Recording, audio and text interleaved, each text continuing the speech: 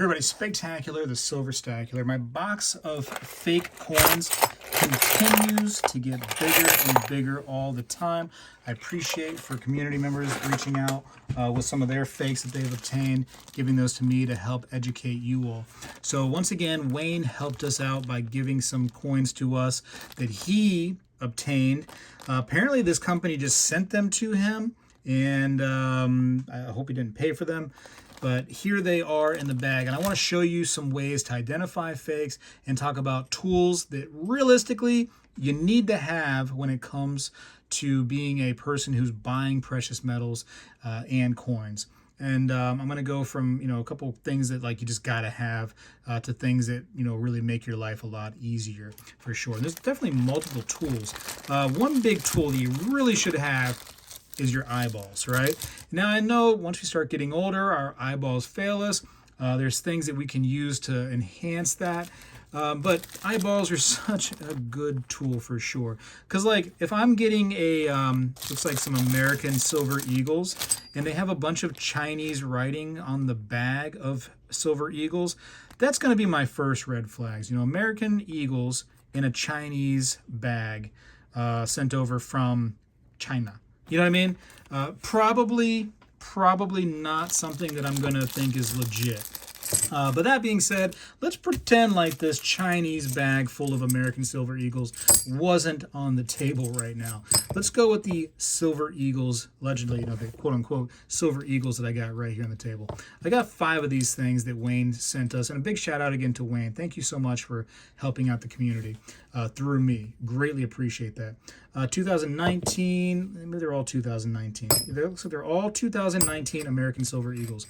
Now, somebody who has dealt with Silver Eagles many times. Again, eyeballs, you can tell right away that these are just so incredibly thin. The thickness of these Silver Eagles is not correct. So right away, as soon as I feel these things, I know that they are not legit. And they don't even feel very heavy. We're going to weigh them, but I don't feel like they're heavy enough to be 1 ounce of silver, which is what they should be. You can see right here, 1 ounce fine silver, and I'm going to think that that's not the case because they just feel very, very light. They look a little weird. If you look, you can mistake that for milkiness, the edge of them, but that doesn't look like how silver typically looks. Looks kind of nasty, and I'm going to look at them real quick. They don't look completely right. The font does not look right. They look a little off for sure. This side is a little bit better right here, but still you can just see some things are off with the artwork, the lack of detail on the eagle. Shoot, that was kind of far. But a real Silver Eagle just has so much detail on that heraldic eagle. They don't do this anymore on the new Type 2, but you can still run into plenty of the Type 1 heraldic eagles out there. So still a possibility to see those. Anyways, some things that really you need to have if you are stacking and collecting coins and precious metals. Number 1 is a digital scale, right? Get these off of Amazon for like $5, right? I don't have some link, to help you guys get a discount on these. Just, it's on Amazon. It's like $5. If you need $5 or help getting a $5 digital scale, we got problems. You're probably not buying precious metals. You know what I mean? Love you all, but you're probably not doing it. Let's get over here and try to get some better camera angles. So we're going to go to 1 troy ounce, which I just passed up like a weirdo. Here we go. 1 troy ounce, which is what these right here, a troy ounce. That's no bueno. You don't want to see that at all. Now it's 0.69. I had a moment to think about it. That's not good, right? We want to see 1.00 or 1.01. Sometimes it's a little tiny smidge over, but never that far under. So, one little $5 digital scale tells you right then and there that these 1 ounce Silver Eagles are 100% fake. That's the biggest red flag in the entire world. You don't need anything else to go beyond this. So that scale right there could have saved somebody a lot of money if they would get these right here. And all collectors are at different levels too. So, I think that a new collector or an advanced collector needs to have a digital scale. There's nobody that shouldn't have one of these by now. What do I got here? I got 5 total. So I'm going to put all of them on the scale, all 5 total. It should be 5 ounces. Let's just see how much under all of these are. Again, that should be 5 troy ounces. 3.43. Not even, can't even hit the 4. Can't even hit the 4 troy ounces. No bueno. These are not good. Luckily, Wayne has been in the game enough times, or for enough time, that he knows that these are not legit, and that's why he sent them to me. He was actually surprised, too, that this company just sent them to him. I think it was as a peace offering for trying to fool him before on a different purchase. Okay. Digital scale, it's a must for sure. There's some other things too that you could be doing. People always talk about the disbursement test where you dip these things in water and you got to tie them all up and they go into the water and use some calculations. I mean, try to take a jug of water to your local coin shop or your local pawn shop and try to dip everything that they have in water. That's just not a feasible thing. That being said, you can totally bring a digital scale with you any and everywhere, and it's not a problem. But that is not the only test sometimes that will tell the tale. In this particular moment, that's the only test you needed. But sometimes that is not enough. Let's move the camera a little bit. Another great tool, I highly recommend, everybody should really have one of these by now, are these little pocket pingers. Now, do you have to have a pocket pinger? No, you can literally use your finger to balance the coin and smack it with another coin or something similar, and you should get a pinging sound, right? That being said, I do that and I drop them and they flip everywhere. You start going into a shop or something like that and you're dropping their coins on the floor. They do start frowning upon that slightly. Trust me, I know, I've done it. They don't like it when you're dropping their coins.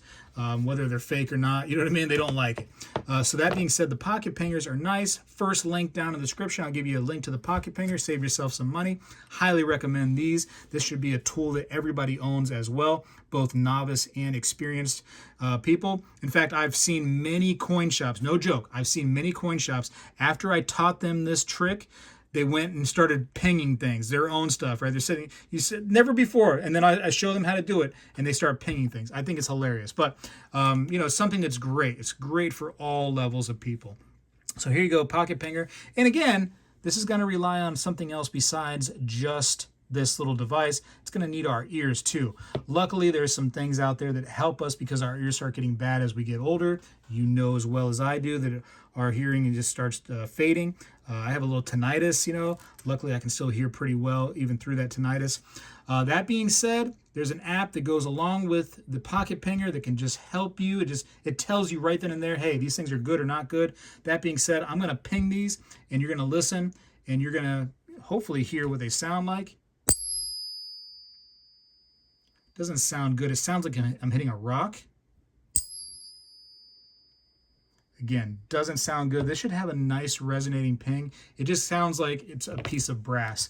And I'm going to open up this box of fakes real quick. I've pinged enough silver eagles that are fake to know what a fake one sounds like versus a good one. Here's another example of a fake right here. This is one that was in my box of fakes. Look at the thickness on this one. Just for fun, I'm going to ping this other fake just so you can hear the difference. Every coin is going to have a different pinging sound, and luckily, again, that app can just tell you right off the bat that it's good or not good. See, that one has a much higher pitch. Again, sounds like you're hitting a brick. Anyways, that goes back into the fakes. I just want to show you that there's a difference. I don't have a legit silver eagle on my desk at this very moment, but I mean, I've done this enough times that I can tell. That being said, if you're unsure, get a real one, ping them together that you know is real, or get that app, because the app that comes with the pocket pinger alongside of it helps you out, and it can tell you whether or not you have a real or fake. So that's 2 tests right there that just tells me, boom, these are fake. And now those are 2 things that realistically you should have. Calipers are nice. Most people out there, they have this thing right here, United States Red Book of Coins. One great thing about that, I've showed this off before. If I can find eagles real quick, I'm going to go back to the, back to the bullion section. Where you at, bullion section? Come on now. Come on, bullion section. I found you. So these right here should be to size. Unfortunately, it looks like they've increased the size for this large size book that I have. But if you have a normal size book, which I probably do right over here. Hey, there it is.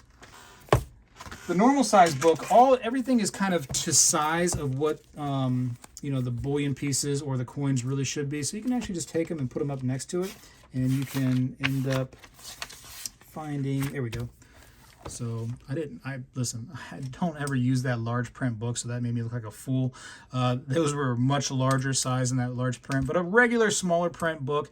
All of these coins are to size. Okay, so I can take this and put it up there, and at least the diameter should equal out to whatever is here. So let's actually put it next to that one since that's all obverse. I'm going to try to line it up perfectly. You can see, is that right? You can see right here, hopefully you can see that. Can you see that? There you go. You can see the picture is actually further than the coin. So not only is the diameter off, but also the thickness is off too, which, you know, hence why it is so light. And obviously it's going to be a incorrect metal in there too. It's not going to be silver. That being said, calipers. I have a pair of digital calipers. Those are nice to have. In this case, I don't even need those. I got my eyeballs, and I had a 2013, an old red book of coins that helped me out in that situation. So that was great. Okay, so that's a couple little tools that, you know, I think that everybody should have. Red book of coins, pocket pinger for sure. Again, link in the description. Save some money off the pocket pinger. And a little digital scale. Amazon, wherever you can get scales, whatever. You don't need something crazy expensive for that. Now, I do have something that is a little bit more expensive, and there's devices that are more expensive than this. I mean, like, I didn't even need this thing to identify the fakes. You can get, like, you know, rare earth magnets if they are magnetic, which I tell you those ones right there are not. They've been getting a little bit better when it comes to their fakes. China has. So we're going to go to 999 pure. Boom. And we're going to go ahead and start this up. But this Sigma Metalytics is like an $800 machine. If you want to get crazy, where'd all my coins go? Oh, they're there. Jeez. If you want to get crazy, you could get something like this. In this case, you didn't need to, right? Now, if you have a lot, right, and you're not trying to ping every single one or whatever, you might want to get something like this. If you're a shop or, you know, you have a lot of bullion, this is something right here that really does pay for itself. It's a good machine. It can be tricked a little bit, you know, based off of, you know, the precious metal that you're testing, or if you're not testing correctly. You know, there's some things that can fool this machine too, for sure. Boom. Look at that. The arrow is all the way to the right. Can you see that? Can you see that? The arrow is off to the right. That's not good. It needs to be, the bracket right there needs to have like a little bar inside to identify that it's good. This is not good. Here, I have a pure silver piece right here, actually, that was on my table.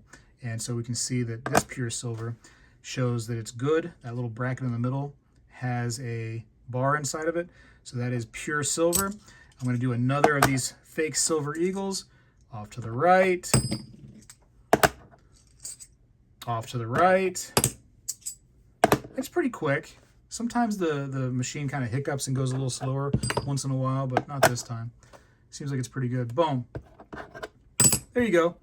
This is something, too, that you could bring along with you as you're going out, you know, testing precious metals. I think that most shops, if you were to bring something like that out, they'd be accepting of it.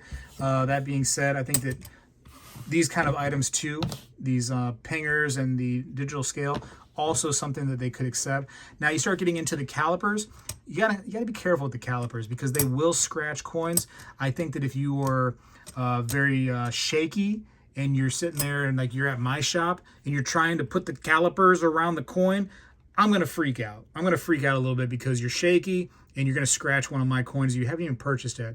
You're just trying to look at them and test them, right?